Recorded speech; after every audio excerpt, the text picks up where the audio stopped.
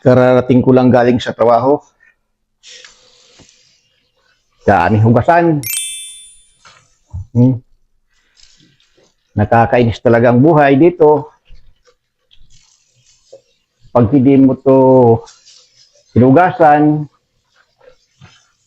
pagising ng aking misis, magagalit. Wow. Eh, andyan nga naman, tulog ng tulog.